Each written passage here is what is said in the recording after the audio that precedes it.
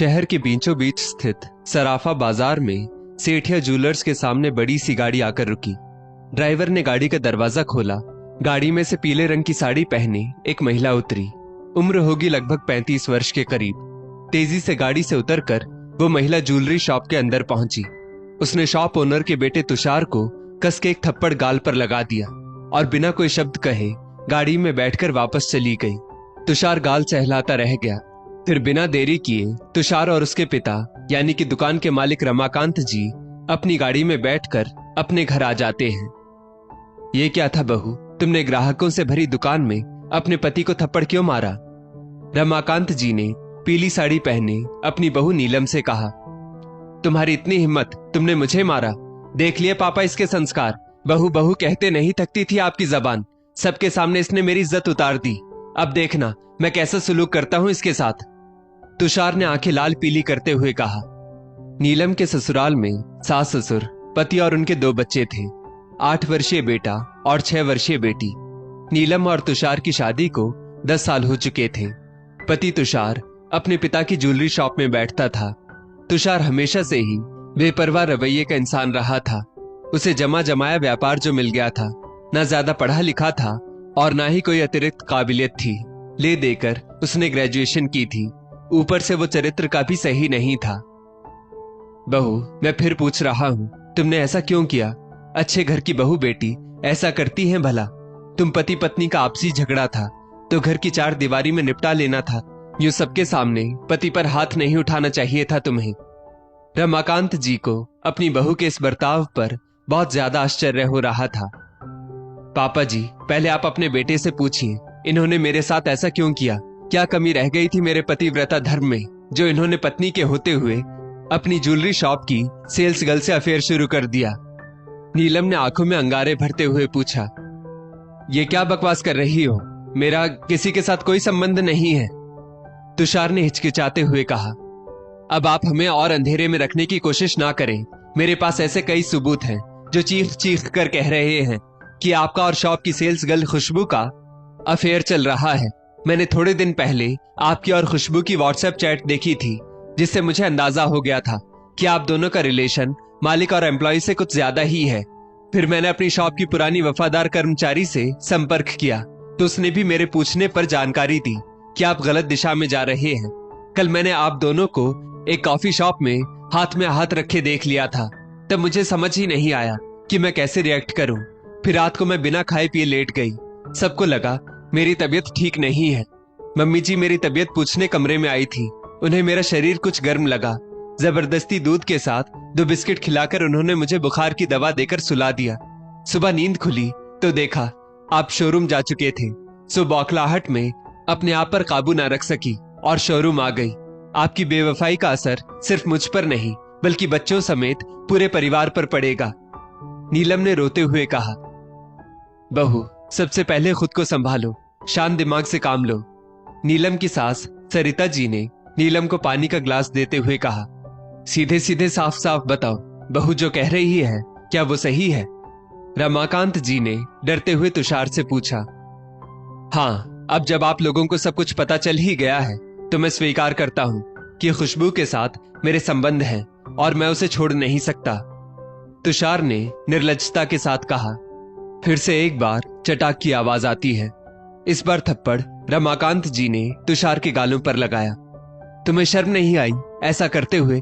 40 साल के हो गए हो, 2 बच्चों के पिता हो, बसा बसाया घर है, पागल हो गए हो क्या? 65 वर्षीय रमाकांत जी ने अपने ही सिर पर हाथ रखते हुए कहा। तुम्हें जरा भी लाज नहीं आई अपनी पत्नी को धोखा देते हुए? पिछले 10 सालों में क्या कुछ नहीं किया इस लड़की ने तुम्हारे और तुम्हारे परिवार के लिए? क्यों अपने पैरों पर कुल्हाड़ी मार रहे हो? तुमसे कितना प्यार करती है बहू, बेचारी बर्दाश्त नहीं कर पाएगी। कुछ तो ख्याल रखा होता अपने बीवी बच्चों का। क्या बीतेगी उन पर? बहू के लिए स्वीकार करना मुश्किल होगा कि उसके पति के जीवन में कोई और औरत है। बहू को ये बात अंदर तक तोड़ कर रख देगी। तुमने तो हमें भी बहू की नजरों में गुनहगार बना दिया। आखिर हमने ही तुम्हें जन्म दिया है, पाल पोस कर बड़ा किया है। इससे तो अच्छा होता कि हमने तुम्हें जन्म ही ना दिया होता। नीलम की सास सविता जी बोली। जैसा चल रहा है वैसा ही चलने दीजिए, नहीं तो मैं नीलम से तलाक लेकर खुशबू से शादी कर लूंगा। यही मेरा फैसला है। तुषार ने कहा। दो लोगों की शादी में परिवार का बहुत बड़ा रोल होता है। रिश्ते में आने वाली समस्या को उनकी मदद से आसानी से सुलझाया जा सकता है। यही काम अब रमाकांत जी और सविता जी कर रहे थे। एक तरफ वो बहू को संभाल रहे थे और दूसरी तरफ बेटे की गृहस्थी बचाने के लिए बेटे को समझा रहे थे। हाँ तो बेटा, अब तुम मेरा भी फैसला सुन लो। ये घर मेरी अपनी कमाई से बना है और शोरूम भी कोई विरासत में नहीं मिला मुझे। दिन रात की मेहनत से बनाई है मैंने अपनी शाख। शोरूम पर भी मेरा पूरी तरह से कानूनी हक है। आज भी इस उम्र में तुमसे ज्यादा मेहनत और समय देता हूँ अपने काम पर। मैं तो कब से सब कुछ तुमको सौंपना चाहता था, पर तुमने कभी भरोसा नहीं दिखाया। बहू में तुमसे ज्यादा काबिलियत है, पर तुमने उसे कभी आगे बढ़ने ही नहीं दिया। शुरुआती समय में हमारे कहने पर जब बहू शोरूम आती थी तो तुम्हें उससे असुरक्षा महसूस होती थी, क्योंकि बहू के तर्क वितर्क काफी उपयोगी होते थे। वो पूरी निष्ठा से काम भी संभालने लगी थी, पर तुम्हें तो बहू का तुमसे ज्यादा काबिलियत रखना पसंद नहीं आया। उससे बात बात पर उलझने लगे। उसके हर काम में, चाहे वो घरेलू ही क्यों ना हो, जानबूझकर कमियां निकालने लगे। उस पर गुस्सा उतारने लगे। ना चाहते हुए भी बहू ने अपना रास्ता बदल लिया और घर गृहस्थी व बच्चे संभालने में ही लग गई। याद रखो, अगर तुमने दूसरी शादी का विचार भी किया तो इस घर से तुम्हारा दाना पानी उठ जाएगा। बहू और बच्चे तो यहीं इसी घर में रहेंगे। तुम इस घर से जहां जाना चाहो जा सकते हो। शोरूम में दोबारा आने की गलती मत करना। उस सेल्स गर्ल को भी मैं अभी काम से निकालता हूँ और तुम अपना कोई दूसरा बंदोबस्त कर लेना। रमाकांत जी ने तुषार को दो टूक जवाब सुना दिया। आप मेरे साथ ऐसा कैसे कर सकते हैं? मैं आपका इकलौता बेटा हूँ, आपके बुढ़ापे का सहारा।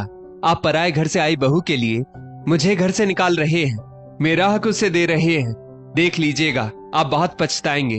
मैं कानून का सहारा लूंगा। तुषार गुस्से में बोला। तुषार के इतना बोलते ही उसकी माँ बोली, बेटा तुम पहले खुद का सहारा बन जाओ, फिर बात करना। हमें तुम्हारे सहारे की जरूरत नहीं है। तुमने अभी तक हमारे लिए क्या किया है जो हम तुमसे आगे उम्मीद रखें? हमारी बहू ने ही हमें हर वक्त संभाला है। मेरे एक्सीडेंट के वक्त जब मुझे 4 महीने का बेड रेस्ट था, तब भी उसने ही दिन रात मेरी सेवा की थी। तुम तो अपनी आवारागर्दी में ही व्यस्त रहते थे। तुम्हारे पापा जी को हार्ट अटैक आया था, तब तुम अपने दोस्तों के साथ आउटिंग पर शहर से बाहर गए हुए थे। तुम्हें खबर मिलते ही तुरंत निकलना चाहिए था, पर तुम 2 दिन बाद वापस आए। उस वक्त भी बहू ने ही घर अस्पताल दोनों संभाला। तुम्हें तो पता ही नहीं है तुम्हारे बच्चे किस क्लास में पढ़ते हैं। बस अपना हक समझते हुए एसी शोरूम में बैठे रहते हो। इकलौते बेटे हो, इसलिए तुम्हारी गलती हर बार माफ करते हैं, पर यह जो तुमने बहू के साथ किया माफ नहीं किया जाएगा। सविता जी ने कहा, तुम्हें तो कब से इस घर और बिजनेस से बेदखल कर देना चाहिए था, पर बहू और बच्चों का मुंह देखकर अभी तक हम चुप थे। तुमने तो कितनी बार हिसाब किताब में भी गड़बड़ी की। अपना खून हो इसलिए चेतावनी देकर हर बार माफ किया, पर इस बार नहीं। तुम इस घर और बिजनेस को छोड़कर हमेशा के लिए हमसे दूर हो जाओ। रमाकांत जी ने स्पष्ट रूप से कहा। तुषार गुस्से में घर छोड़कर अपनी गर्लफ्रेंड के घर चला जाता है। उसका 1 BHK का फ्लैट था, जिसमें वो अपने माता पिता और छोटे भाई के साथ रहती थी। जब सारी सच्चाई का पता चला तो तुषार से 15 साल छोटी खुशबू ने कहा, अब आपके पास है ही क्या जो मैं आपसे शादी करूंगी? आप 40 साल के हैं, 2 बच्चों के बाप हैं। मैं अभी मात्र 25 साल की हूँ। अब तो आपके पास ना कोई शोरूम है, ना प्रॉपर्टी है, ना ही बैंक बैलेंस। मुझे अपनी जिंदगी बर्बाद थोड़े ना करनी है। मैं आपसे शादी नहीं करूंगी, खुशबू ने जवाब दिया। अब तो तुषार ना घर का रहा ना घाट का। तुषार वापस अपने घर पहुंचता है। नीलम से माफी मांगता है, क्योंकि इसके अलावा उसके पास कोई चारा नहीं था। बहू, ये पूरी तरह से तुम्हारा फैसला होगा कि तुम्हें अपने रिश्ते को दूसरा मौका देना है या नहीं, लेकिन ये दूसरा मौका तीसरे चौथे मौके में ना बदल जाए। इस बात का ध्यान रखना। अपने फैसले पर अच्छी तरह से विचार करना। रमाकांत जी ने नीलम से कहा, मैं आपको माफ करती हूं, लेकिन मेरे अंदर अब ना आपके प्रति विश्वास रहेगा और ना दिल में किसी प्रकार का प्यार। नीलम ने कहा। नीलम ने आखिरी चेतावनी देकर तुषार को माफ कर दिया। उसने अपने बच्चों और सास ससुर की खातिर अपने रिश्ते को आखिरी मौका दिया था। दोस्तों, इतने सालों का साथ एक हंसता खेलता परिवार हो, तब साथी का यूं धोखा देना वाकई परेशान और आहत करने वाली बात है। लेकिन अगर परिवार वाले समझदारी से काम लें, बेटे के गलत होने पर बहू का पूरी तरह से साथ दें तो बेटे को गलत रास्ते से वापस लाया जा सकता है। माता पिता को अपने बच्चों के गलत व्यवहार का समर्थन नहीं करना चाहिए, बल्कि कड़ा रुख अपनाते हुए उनकी गलत बात का विरोध करना चाहिए।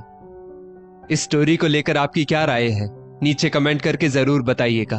और ऐसी ही और भी बेहतरीन वीडियोस के लिए हमारा पेज जरूर फॉलो करें। धन्यवाद।